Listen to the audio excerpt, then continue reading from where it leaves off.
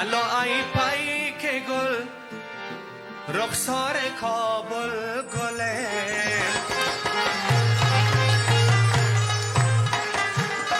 الا ای کابلی رفتار کابل گله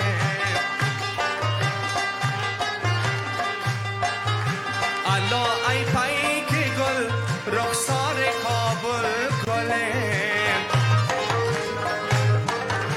الا ای کابلی رفتار کابل گله سلام ما ببر هر صبح و گاهی گله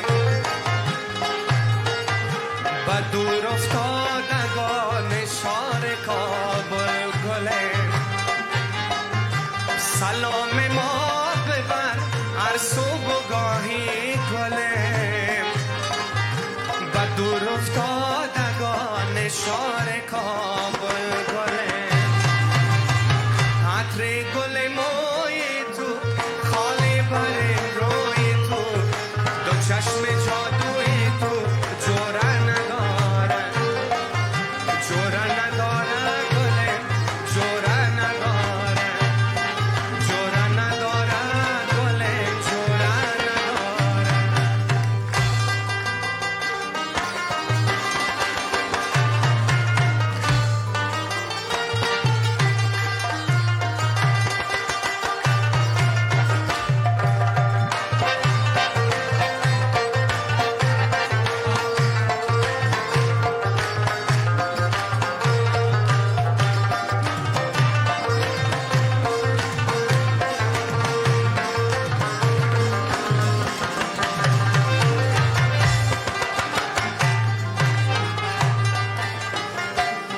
من آن شیرین ادا را می شناسم من آن شیرین ادا را می شناسم من آن دیر آشنا را می شناسم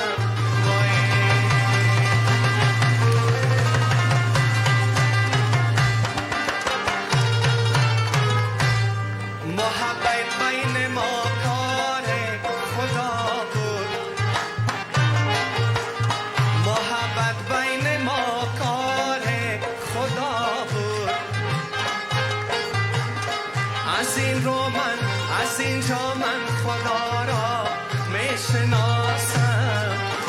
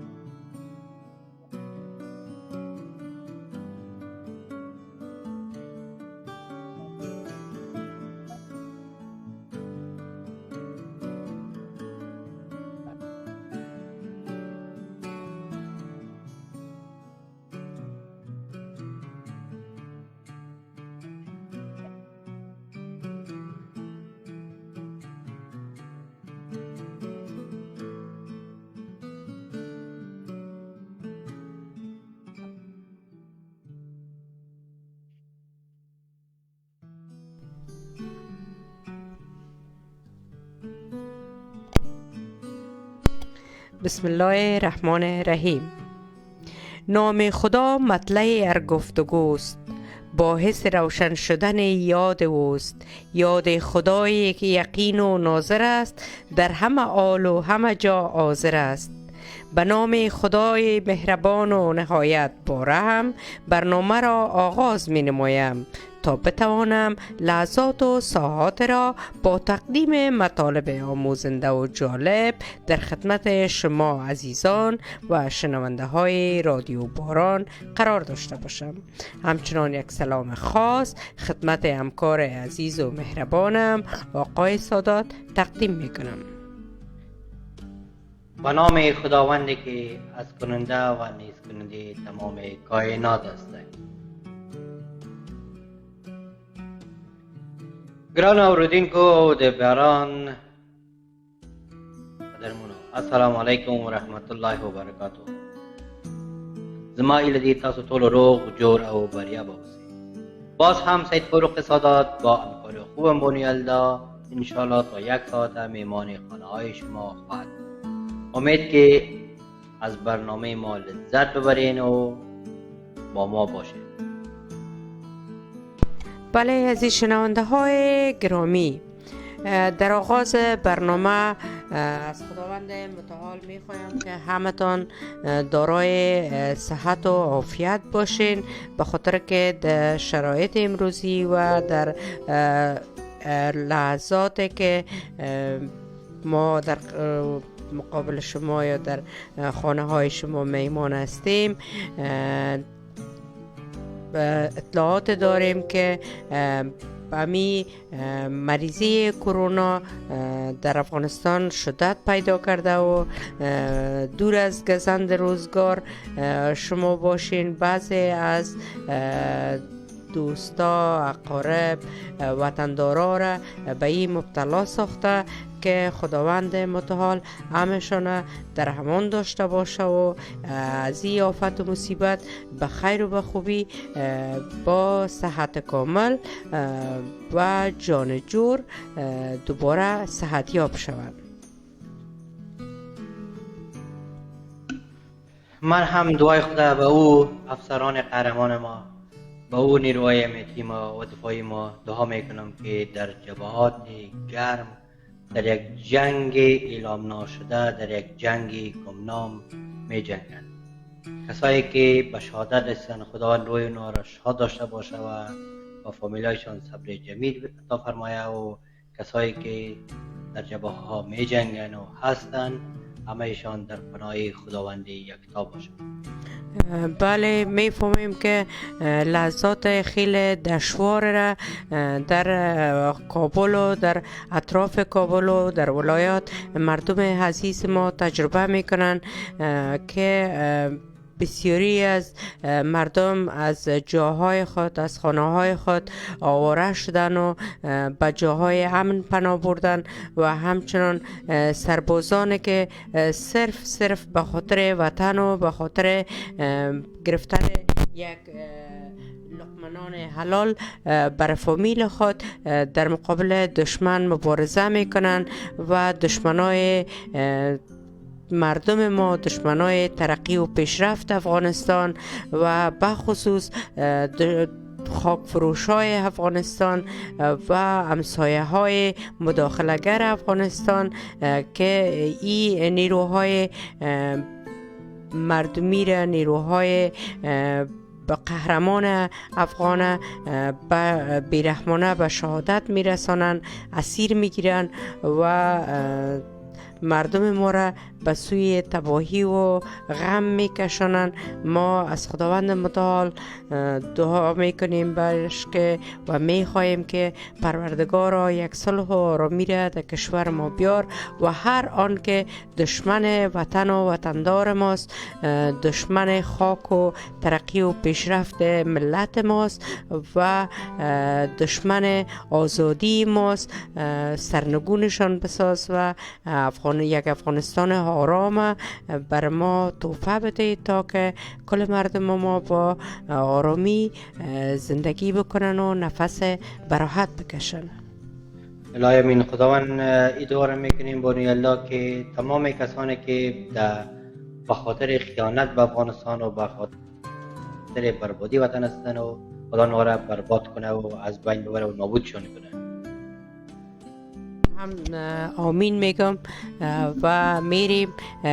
زیاد گپای تاثرآمیز زدیم به خاطر از اینکه دوستای ما نگوین که همیشه فضای افغانستان، مردم افغانستان افسرده هستند. میریم و اگر یک آهنگ آماده باشه در شروع برنامه به خاطر شما دوستا که متاثر نشده باشین ایره مشنویم و بعد از او برنامه خود ادامه میدیم. یک چیز واضح است که همه ایشان در دل ما جای دارند.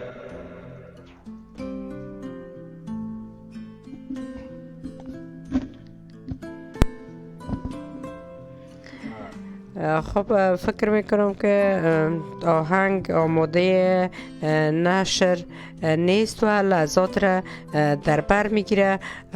خب از شنونده های رادیو باران امید است که شما باز افضلمندی و صبر و تحمل همه مشکلات سپری بکنین و انشالله که به خیر و به خوبی ما و شما همه مردم جنگ دیده و غم دیده افغانستان به یک صلح سرتاسری میرسیم و یک افغانستان کاملا با فضای آرامش صلح را در پیشروی خود داشتیم.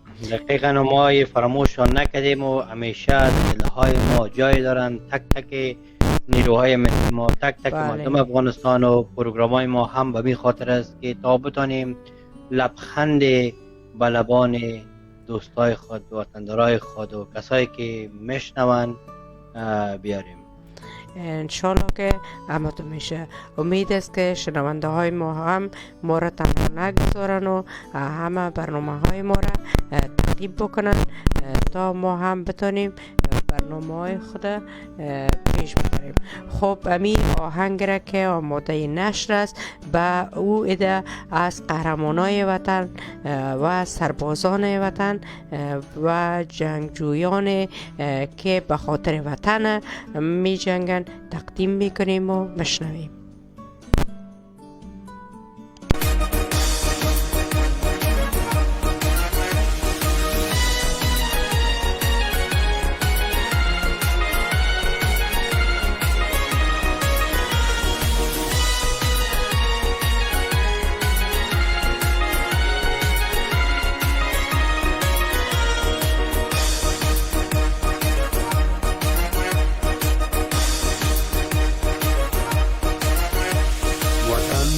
جلال و بشانت قسم، با پاکی رود روانت قسم، با کوه و با دشت و با دامان تو، با مرغ بلند آشیانت قسم که جان و تنم را فدایت کنم، همه هستیم را با پایت کنم که جان و تنم را فدایت کنم، همه هستیم را با پایت کنم.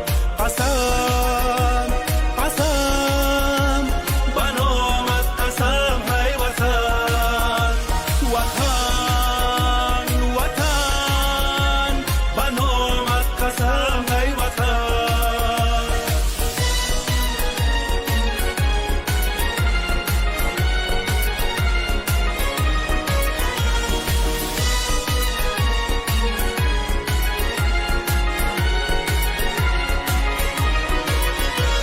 بهر برگ تاریخ زرین تو، بنام آوران زمانت قسم، به هرات و بلخ و بدخشان تو، به غزل و هم قندهارت قسم، با پیران با علم و کان حیا، به فردای نسل جوانت قسم. قسم قسم بنامت قسم های وطن، وطن وطن بنامت قسم های وطن. وطن ای مادری از طاقت تحقیر خسته، وطن ای شهچناری از شمال جهل بشکسته. بعد 100,000 سال علمهای تو بر یادم رسن، فریاد خواهم کرد. وطن با نام تو، با ننگ تو، با عشق مجروح نبرد تو، و جای عاشقان غرمرگ و شیر مرد تو، بنای شهرت و شأن تو را بنیاد خواهم کرد، تو را آباد خواهم کرد.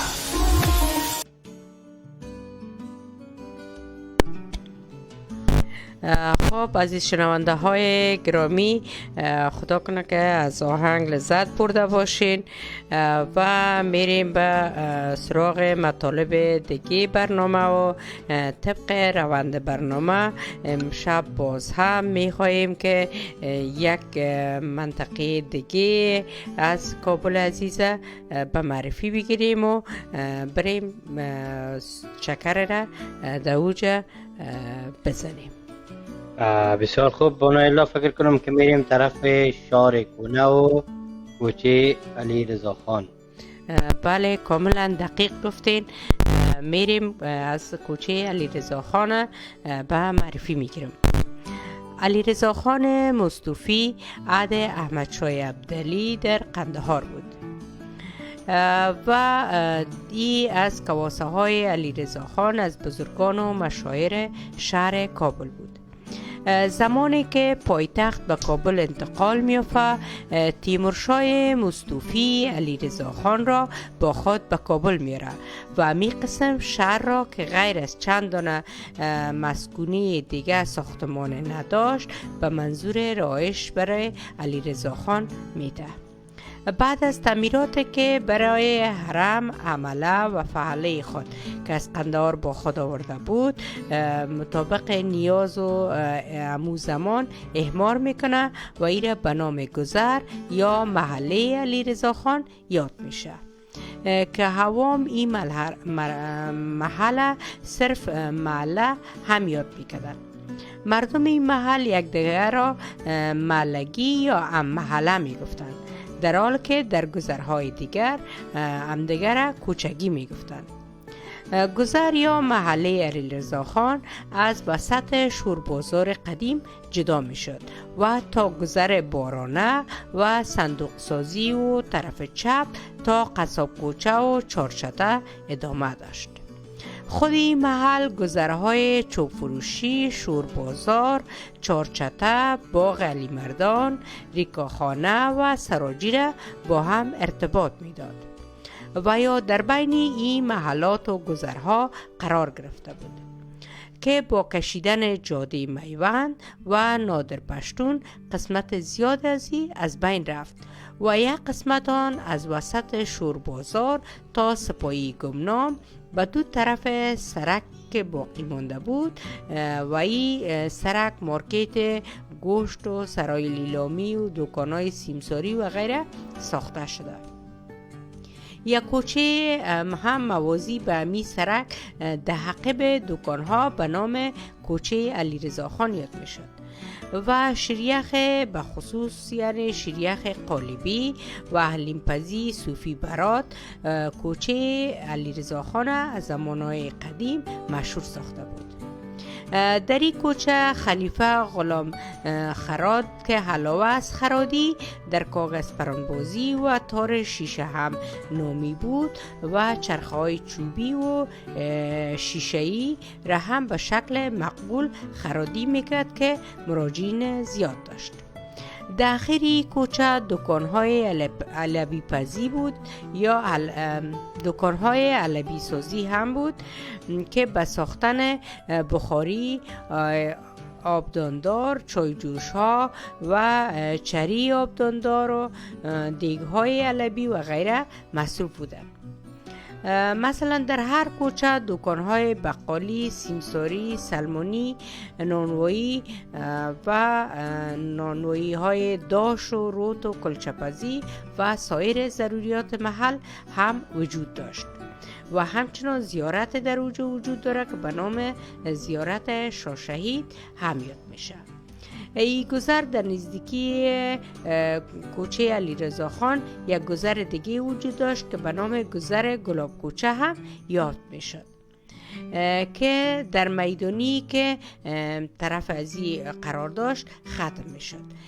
در این میدانی یک پای رادیو یا لاسپیکر نصب شده بود که مردم محل اخبار و موسیقی را از او میشنیدن و این نشرات خود مستقیم داشت و اکثرا در زمانهای جنگ دوم جهانی مردم علاقمند اخبار بودن و وقتی که اخبار از این رادیو پخش می شد همه با گلیمچه ها و پتوهای خود می رفتن و به خصوص زیادتر ریسفیدان و موسفیدان در اوجه می نشستن و اخبار گوش می کردن و تبصره های را انجام می دادن و همچنان یک سماورچی در این محل موقعیت داشت که همیشه برازیا چای تعارف میکرد.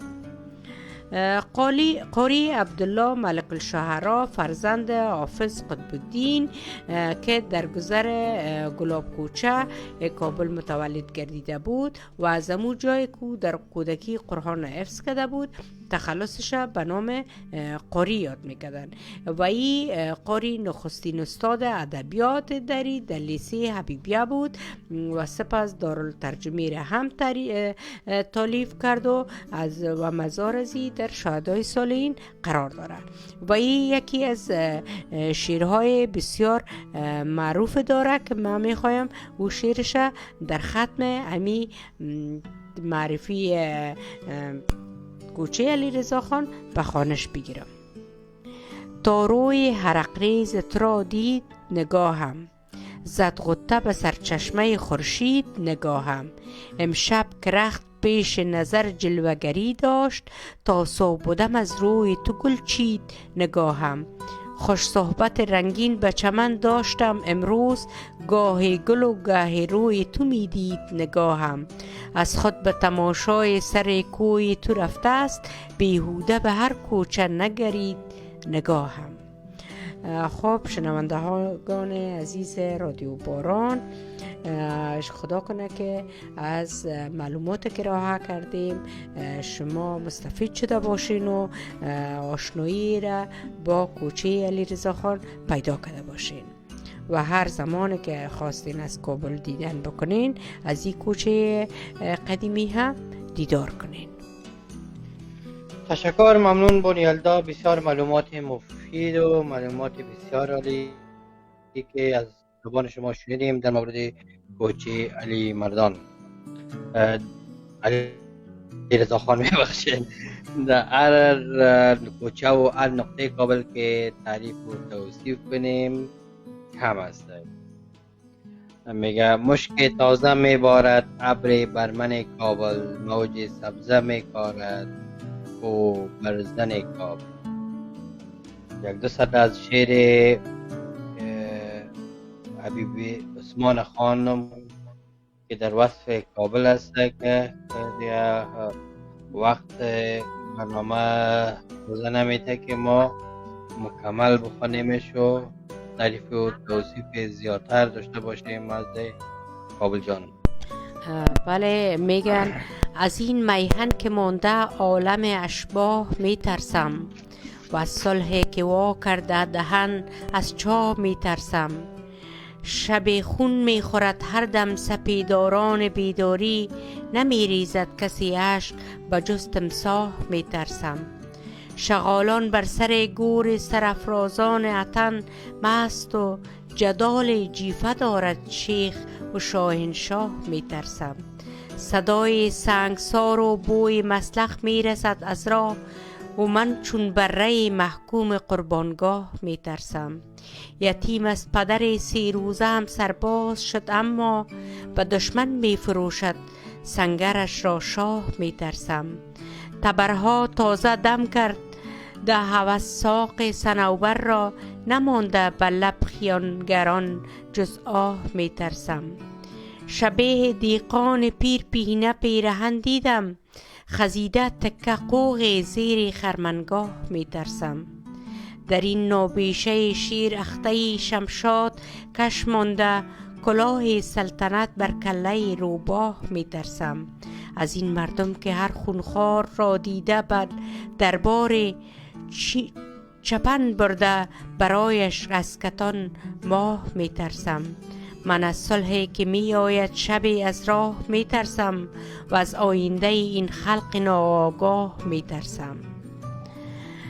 واقعا که شعر زیبا مقبول بود از همکار و دوست و شنونده همیشگی ما بانو اخلاص که به ما فرستاده بودن و ما هم موقع مساعد دیدم و براتون به خانش گرفتم.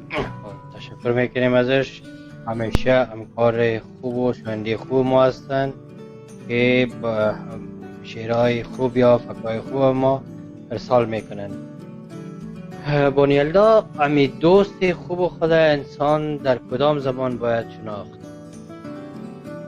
به نظر بنده زمانی که انسان در سختی ها قرار میگیره، زمانی که انسان به مشکلات مواجه میشه و زمانی که انسان به پینی میرسه و به نیاز به دوست خوب داره، آدم در این اوقات دوستای خود حتما کاملا میشناسه. دقیقا نمیشه که ما گوسفند کباب کنیم و قابلی رو بار کنیم و گفتیم انتا باز دوستا را بشناسیم که دوستای ما دعوت کنیم که دوستای ما سکن. خب ما قبل از اینکه آقای سادات مطلب بخونین، ما از شنونده ها و دوستای خود دعوت میکنم که کسایی که شنونده برنامه ما هستن یا هم کامنت بانن که در چی زمان ما دوستای خود میشناسیم و شما چی وقت دوستتان شناختین. ایره به ما کامنت کنن تا ما هم امی نظریاتشون بشنویم. خب قبل از اینکه بریم سراغ کامنت های دوستای ما یک معلومات آموزنده را به خوانش میگیرم. اگر اجازه دایرکتر ما باشه بسیار خوب. میگه مرد گوسفندی را ذبح کرد و آن را کباب کرد. رو به طرف برادر خود نمود و گفت برو دوستان و اقارب را دعوت کن که بیایند تا با هم این گوسفند را کباب نموده و نوش جان. برادرش رفت و در بین دهکده که اقاربش هم بود صدا کرد ای دوستان، ای مردم، کمکم کنید، خانه ما را آتش گرفته است. تعداد اندکی برای نجات دادن آنها آمدند. وقتی که به خانه رسیدند با کباب گوسفند و نوشیدنی های رنگ و رنگ پذیرایی شدند. برادرش آمد و دید که کسانی دیگری بجز یک دو نفر از نزدیکانشان آمده و گوسفند و کباب شده را خورده اند. از برادرش پرسید چرا دوستان و اقارب را صدا نکردی؟ برادرش گفت اینها دوستان ما و شما هستند. کسانی که شما آنها را دوست و خویشاوندان میپنداشتید حتی حاضر نشدند تا سطل هم روی خانه شما که آتش گرفته بود بیاندازند. خیلی ها انگام کباب و پلو دوستان آدم هستند. حتی برای نزدیکانشان که در خانه هم ماندن سفارش میدهند. اما در روز بعد یک سطل آب روی خاکسترتان هم نخواهد ریخت. بسیار داستان جالب بود که واقعا آدم در این قسم زمان دوستای واقعی خود مشناسه و خدا کنه که دوستای ما هم شنونده های ما بنویسن که خاصیت و خواص یک دوست خوب چی است. خب میریم سراغ کامنت های دوستای ما که از خوانش نمانن. خب شاهنشاه افغان نوشتن واه کابل جان و توفانهان نوشتن که سلام خدمت گویندگان موفق رادیو باران و علیکم السلام. خدا کنه که سلامای ما را هم بپذیرین. شابارش هم نوشتن سلامونه دیره مننه اورور زمون سلامونه هم و بنی. همچنان ایمان جان اشرفی نوشتن که چی شعر مقبول اخلاص جان. خدا تشکر. یک یک جان ایمان جان از ای که همیشه برنامه های ما را مشنوین و تعقیب میکنین. همچنان دینیز جان قاضی زاده سلامای خود فرستادن و نوشتن که تشکر از ای که کامنت مرا بخوانش گرفتین. خب قبل از اینکه البته ما کامنتشون بخوانیم اونا تشکری خود روان کردن. همچنان دوستای دیگه ما مثل مروه رازی نوشتن سلام، من جدید هستم، برنامه تان واقعا دلچسب است. و علیکم السلام خواهر عزیز، شما را خوش آمدید میگیم. برنامه خودتان است و خوشحال هستیم که شما را هم با خود داریم. ما کوشش میکنیم که در برنامه خود مطالب را داشته باشیم که دوستای ما علاقمند از او هستند. خب دوستای ما نظریات خود در مورد دوست ها هم بیان کردن و گفتن که به نظر من دوست واقعی همیشه واقعیت را میگوید و دروغ نیست. واقعا که یک گپ واقعی است و دوست آدم همیشه کوشش میکنه که دوست خدا در همه جا با خود داشته باشه و درد و غم و خوشیش و رنجش رنج خود میدانه و میخواه که از این مصیبت و مشکلات نجاتش بده.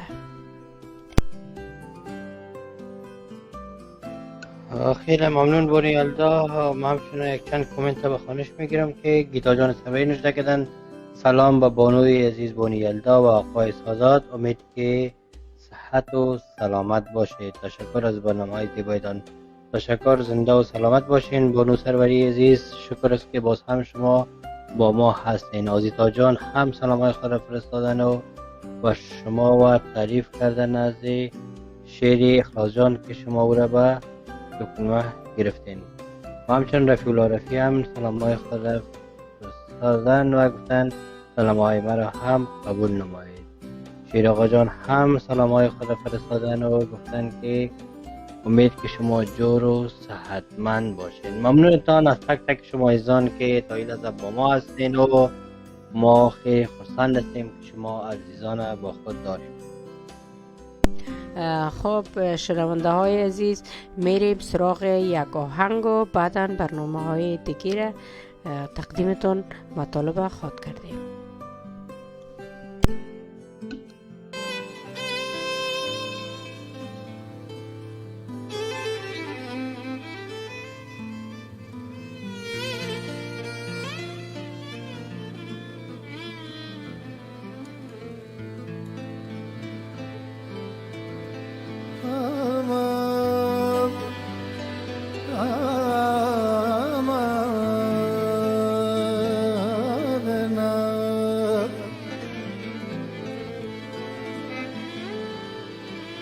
زمان بر سر جنگ است،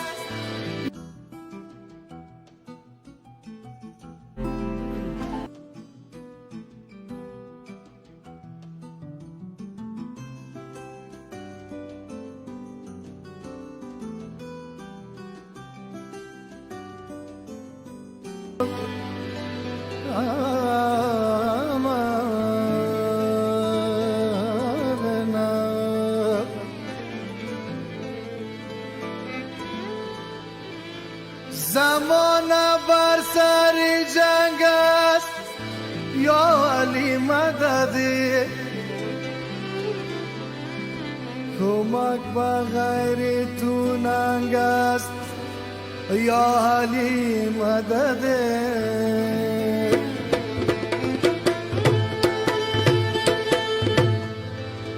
گشودی کار دو عالم با یک اشاره توست، با کار ما چی درنگ است، یا علی مدد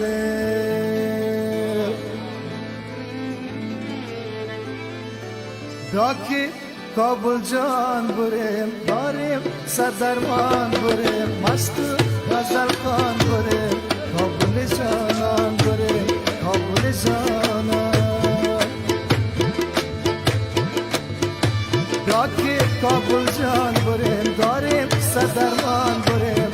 مست غزل خان بره کابل جانان بره کابل جانان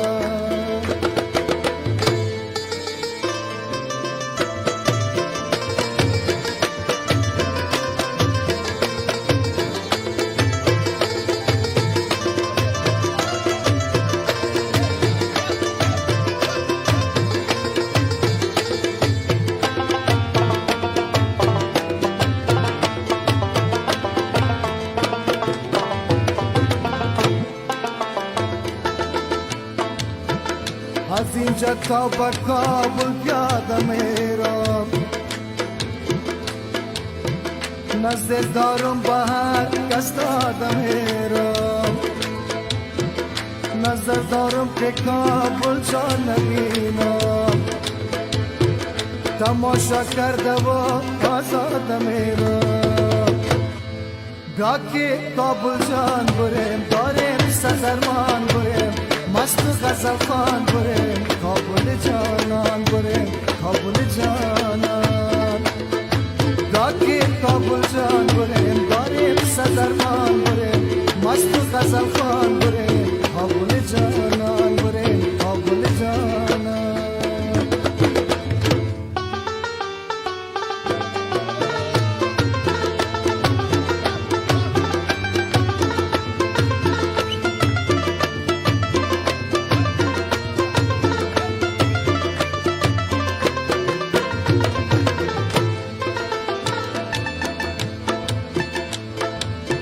با کابل جان ببین ختم قرآن است با هر سو بنگری مردم روان است با هر سو بنگری دل شاد گردی دل ناشاد من پر از بخانه ढाके काबुल जान बरे दारम सदरमान बरे मस्त गजल खान बरे काबुल जानान बरे काबुल जाना ढाके काबुल जान बरे दारम सदरमान बरे मस्त गजल खान बरे काबुल जानान बरे काबुल जाना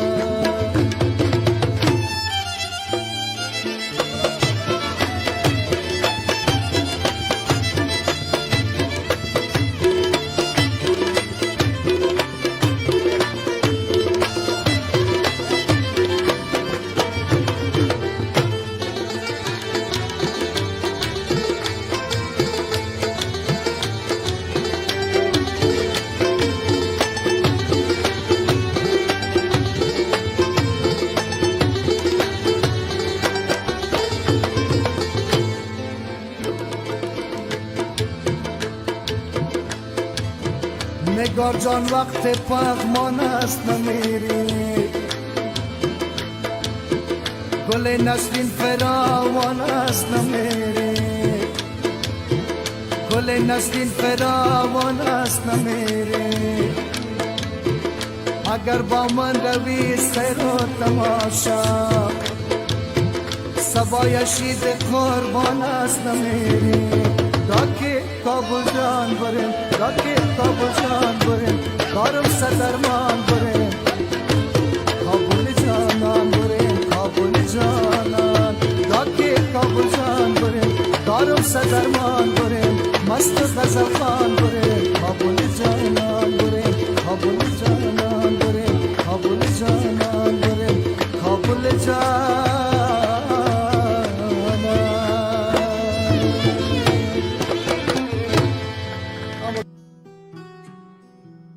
وا بیا که کابل جهان بریم.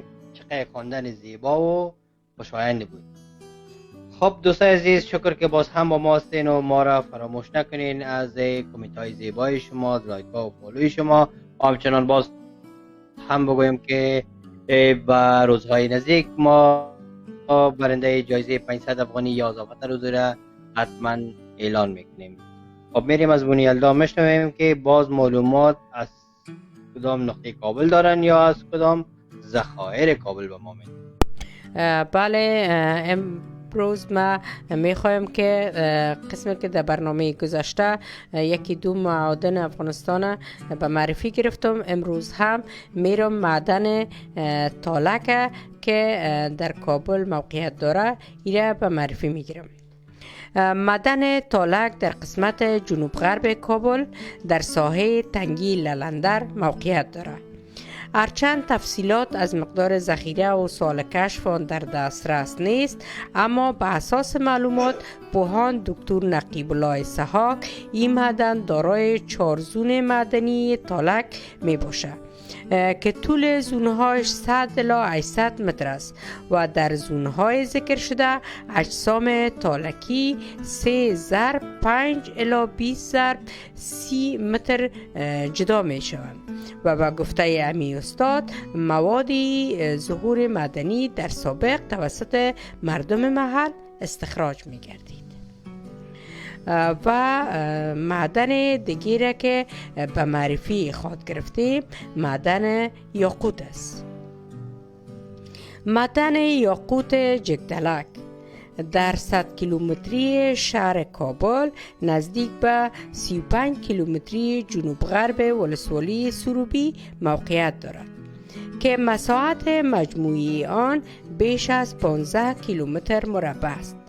هرچند روزها بالای معدن یاقوت جگدلک تا حد کار کردند، اما هنوز هم ذخیره معدن جگدلک مشخص نیست و تنها گفته شده که در هر متر مکعب از 122.2 تا 157.3 گرم یاقوت وجود دارد. معدن جگدلک به 2 بخش تقسیم شده. یک بخش را مردم منطقه از حکومت‌های امیر شیرعلی خان و امیر دوست محمد خان به این سو ملکیت خود می‌دانند و بخش دیگرش در تصرف دولت است که توسط گروه‌های مختلف کندنکاری شده و استخراج شده. یاقوت معدن جگدلک در سال 1392 خورشیدی توسط چکش و کلنگ استخراج می شد و در او زمان یاقوت به شکل وسیعی از این معدن استخراج شده و این معدن به شکل رسمی و غیر رسمی مورد استفاده قرار گرفته و نقاط مختلف یاقوت جگدلک در هر ساحه به نام‌های ویژه چون پیتایی، لارپور، کانی کلان و خلوت مسما گردیده. همچنان یاقوت معدن جگدلک از یاقوت‌های مشهور و نامدار افغانستان به حساب میره. خب خدا کنه که روز برسه که ما بتونیم از معادن خود مردم افغانستان استفاده کنن در ترقی و پیشرفت کشور ما. میگه غنی هستیم و ما افسوس که فعلا دست ما دراز است. دقیقاً که ما معادن زیادی داریم و اگر اینا واقعا به سیستم درست اخراج شوند باور کنین که غنی ترین مملکت شاید در دنیا باشه. اما دیگه چی میدانم در این روزهای نزدیک یا در این سالهای نزدیک یا در قرن نزدیک خداوند خودش کمک کنه. خب میریم به بنیالدا یک چند کامنت دوستا را به خانش میگیریم که نشه که از پیش ما و شما بانن باز گله و گذاری نکنیم. بله مشنویم از شما. بخوانش میگیرین یا ما بخوانم؟ یک چند تا شاید در اسکرین ما دیدم بخوانش میگیرم باز پیش میدونین شما هم. خب دوست جدید ما مروا رازی نشته کردن به نظر من دوست واقعی همیشه واقعا را میگوین واقعیت ها را یعنی که میگوین و در رو دوریه نیستن. دقیقا خواهر عزیز دوست واقعی بسیار مشکل است که در این زمانه پیدا کنیم، اما اگر پیدا شود بسیار اندک کمه. نهال جان اخلاصش کردن که سلام تشکر از شعرشان که به خانش گرفتید. زنده و سلامت نهال عزیز، امید که همیشه همکار ما باشین و شعرهای زیبایی را به ما ارسال کنید. شما هم میتونین و دوستای دیگر ما میتونن که با آواز زیبای خود بر ما ارسال کنن و ما او را به نشر میسنیم. شاینشان افغان کردن دوست واقعی کس است که در روز بعد در کنار دقیقا برادر، دیگه دوست واقعی خدا آدم در روز بعد باید درک کنه. گرچه که پند بیشتر یا داستان کوتاه بیشتر ما به خانش گرفتم، هدف ما از می بود که دوستای خوب بسیار کم است. شانش نکردن امروزه در شرایط فعلی دوست واقعی وجود ندارد، اگر باشد هم بسیار کم است. دقیقا برادر عزیز، بسیار با مشکل پیدا میشه. و همچنان نوشتن که دوستها ای زمانه به 3 نوع است: نانی، مالی، جانی، که پیدا کردن دوست جانی بسیار مشکل می باشد. دقیقا برادر، واقعا که حال در شرایط که زیادترش که از دوستان نانی است. اگر دوستان خودت هم باشه و اگر دوستان دورتر هم باشه یا رفقا باشه، فقط به طرف جیبت است و خصوصا دوستایی که در محافل میان و در کلانکاری را می باشن یا کلانکار می باشن، فقط همیشه همون وقت وعده که نان توزیع میشه همون وقت او بالا میگردن دیگه. وعده که نان خلاص شده خدایا جانشان قرار یک طرفه که دراز کشیدن. بله، نهال جان اخلاص نوشته به نظر من دوست واقعی کسی است که در هر حال در کنارت می باشه و کار را انجام نمیده که تو را اذیت بکنه. همچنان طوفان خان نوشتن که در این زمانه فقط کلمه به نام دوست واقعی وجود داره، اما همه میخواهند تا یکدیگر را به نام دوستی به زمین بزنند تا جایگاه و مقام دوست خود به خود اختصاص بدن. یعنی دوست ها نمایشی و مطلبی هستند. بله، واقعا که بعضی از دوست ها همه قسم هستند. امید که ما و شما با دوستای که مخلص هستند سر بخوریم. همچنان دینیز جان قاضی زاده نوشتن که دوست واقعی کس است که مردانه همیشه همراهیت کنه، گرچه که در این زمان دوستای واقعی واقعا که کم پیداست. واقعا دوستای عزیز، ما هم نظریات شما را تایید میکنیم و آرزو میبریم که همگی دوستایی را که میخواین در کنار خود داشته باشن. بسیار خوب، ما یک پند دیگر هم بخوانش میگیرم.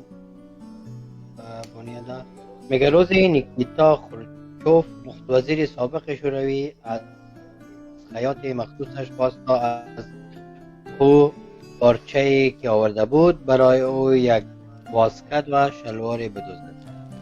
حیات بعد از اندازگی ابعاد بدن و خروچوف گفت که اندازه پارچه کافی نیست.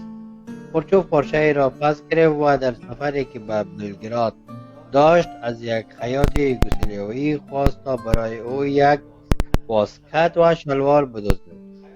خیاط بعد از اندازه‌گیری گفت که پارچه کاملا اندازه برابر است و حتی می توانید یک حصه اضافی نیز بدزدید. خروچوف با تعجب از او پرسید که چرا خیاط روسی نتوانسته بود که واسکت و شلوار را بدزدد. خیاط گفت قربان شما در مسکو بزرگتر از آنچه که هستید تصور میکنند. یک چیز بنیالدا متوجه شدید می آخر از جمله ازی که چقدر خوب نوشتن. واقعا که بسیاری دوستا یا کسایی که در وطن هستن اینا اونطور چیزی نیستن که درباره از او بسیار یک چیز بزرگ میسازن. فرضاً بسیار یک چیز معمولی را چون در شبکات اجتماعی است او را وسط داده یا به خاطر منافع شخصی خود یا به خاطر هر چی که هست اینا که هست بسیار وسط میتن و بسیار بزرگ کنه میگن، تا حالا که بسیار یک چیز کوچک، یک حادثه کوچک می باشه یا یک شخص بسیار کوچک می باشه اون بسیار به بلندی ها میبرن. خب انسان های مختلف در جامعه ما زندگی میکنه و هر کس نظریات مختلف خود داره دیگه. ما هم زیادتر سرشان تبصره نمی کنیم. خدا کنه که اتر انسان ها خداوند هدایت نیکی بده. در یک افسانه هندی آمده که میگه مرد هر روز 2 کوزه آب که بزرگ بود به دو انتهای چوب میبست و چوب روی شانه هایش میگذاشت و برای خانش آب میبرد. یکی از کوزه ها کهنه‌تر بود و ترک های او وجود داشت. هر بار که مسیر خانش را میپیموند نصف آب کوزه را میریخت از این کوزه. مرد 2 سال تمام امی کار را انجام داد. کوزه سالم و نو مغرور بود که وظیفه را که به خاطر انجام آن خلق شده به طور کامل او را انجام میده. اما کوزه کهنه و ترک خورده شرمنده بود که فقط میتونست نصف وظیفه‌اش انجام بده. هرچند میدانست که آن ترک ها حاصل سالهای کار است. کوزه پیر آنقدر شرمنده بود که یک روز وقت مرد آماده می شد تا از چاه بکشه تصمیم گرفت با او حرف بزند و برش گفت از تو معذرت می خواهم. تمام مدت را که از ما استفاده کردی فقط از نصف حجم ما سود بردی. فقط نصف تشنگی کسانی را که در خانه منتظرن فرو شاندیم یا فرو نشاندم. مرد خندید و گفت وقت برمیگردیم با دقت به مسیر راه نگاه کن. موقع برگشت کوزه متوجه شد که در یک سمت جاده یعنی سمت خودش گلها و گیاهای زیبای رویدن. مرد گفت میبینی که طبیعت در سمت تو چقدر زیباست. من همیشه میدانستم که تو ترک داری و تصمیم گرفتم که از این موضوع استفاده بکنم. این طرف جاده بذر سبزیجات و گلهای را پخش کردند تا تو هم همیشه و هر روز با آنها آب میدادی. به خانیم گل برده و بچه های ما که هستند با گل و کلم و کاهوی را که بذر کردیم از او استفاده بکنن. اگر تو ترک نمی داشتی چطور می دانستی که امی مسیر آب بدی و تا از این ترکاری ها و گل ها ما استفاده بکنیم. خب شنونده های عزیز، قصه کوتاه را که ما براتون به خوانش گرفتم هی است که هیچ زمان ما نباید خدا همیشه مقصر بدانیم و امو نکات منفی را که داریم او را همیشه بهش فکر بکنیم و مورد تشویش و استرس ما را قرار بده، به خاطر که اصلا نکات که جنبه مثبت هم دارن اگر ما او را دقیق ببینیم و از چشم مثبت نظاره بکنیم. دقیقاً اصلا باید درباره نکات منفی که انسان به منفی بودن نیز باید فکر نکرد. اگر زیادتر در موردش فکر کنیم میره بدانیم که غیر خود تباه کردن یا خود مریض کردن دیگر کار نیست. بسیار یک معلومات کوتاه است که من بخوانش میگیرم چون فکر کنم برنامه هم رو به اختتام است، اما ما میخوایم که معلومات در مورد که بانو یلدا بخوانش گرفته دمی است. میگه روزی یک کوهنورد معمولی تصمیم گرفت که قلعه اورس را فتح کند، اما او هر بار ناکام برمیگشت تا جایی که وقت سال 4 فرا رسید و او 4مین بار به اورس نیز باز ماند. مسئولان کوهنوردی به سراغش رفتند و گفتند ای جوان، میبینی که نمیتوانی به قلعه برسی، بهتر نیست که از این فکر خارج شوی؟ اما کوهنورد جوان با قاطعیت پاسخ داد نه. موقعی که از او دلیلش را پرسیدند گفت دلیلش خیلی واضح است، او به اوج قدرت خود رسیده، اما من همچنان در حال رشد هستم، پس یقینا یک روز او را پیشی میگیرم. و دقیقاً که انسان که کوشش کنه حتما به مقام و منزلتی که اونا آرزویشان است حتما میرسه، گرچه که دنیا نشیب و فراز خدا داره، بلندی و پخش خدا داره، اما میرسه. بله کاملا دقیق گفتین. انسان که حزم و اراده قوی داشته باشه حتما به هدف خود میرسه. خب شنونده های عزیز، در آخرین دقایق قرار داریم و ما یک شعر را به عنوان اختتام برنامه به خوانش میگیرم و بعدا خداحافظی میکنیم. بنیالدا میبخشن که کومنت های دوستا رو هم در آخر به خوانش بگیرین و باز از دوستا خداحافظی میکنیم انشالله. البته بعد از شعرت. دلت را خالی از کبر و ریا کن، سپس آن عریم کبریا کن.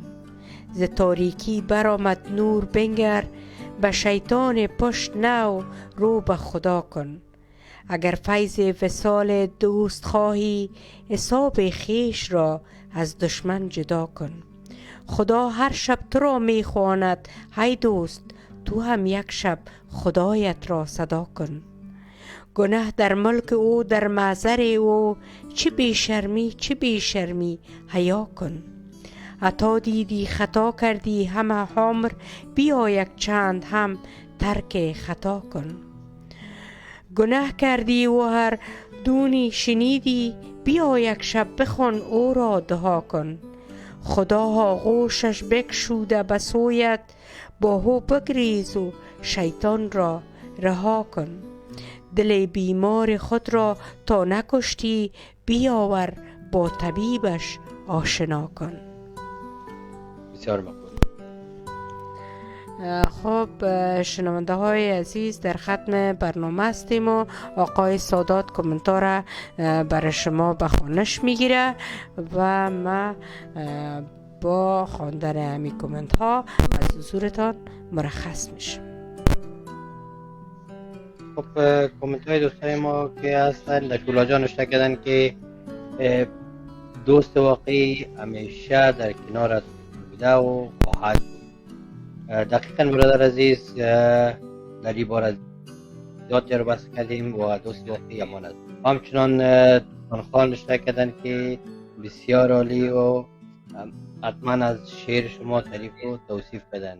گیتا سروری هم از شعری که شما به خوانش گرفتین یا ترجمه کردین تعریف و توصیف بدن. خب دوستای عزیز، اگر کامنت های شما عزیزان از پیش ما مانده باشه، ما را به بزرگواری خود معذور دارید و ببخشید. امید که لحظات با ما بودین شاد و موفق و خوش بوده باشید. دیگه تا برنامه آینده که فردا شب است، شما را به خداوند یکتا سپارم. شاد و غمگار باشید. بله دوستای عزیز، ما در خاتمه از ایمان جان اشرفی هم تشکری میکنم که برنامه را بسیار تشویق کردن ما را و نوشتن بسیار عالی و همچنان شاب آرش نوشتن که برنامه بسیار عالی و گرداننده های موفق. از اصل نظر هر یک شما شاب آرش و ایمان جان اشرفی اظهار سپاس و امتنان میکنیم. تا فردا شب که بازم در خدمت شما با برنامه جدید قرار داریم. خدا حافظ و ناصرتان. شبتان بخیر.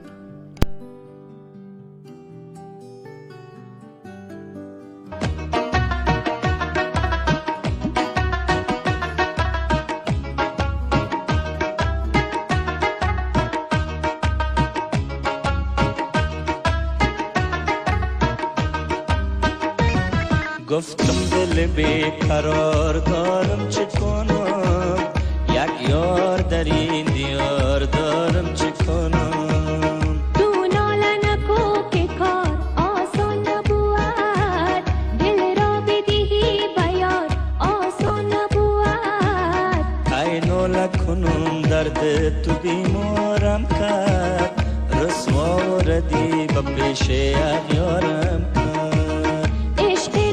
جان خریدی بیمار شوی، شاید بره عشق سردار شوی. با که نبود اگر بمیرم شادم، پیش از سردار بکن دم آبادم. ای یار برو ناله و زاری تا کی، دیوانه نشو گله گذاری تا کی. دیوانه نیم بر لب من جان آمد، فریاد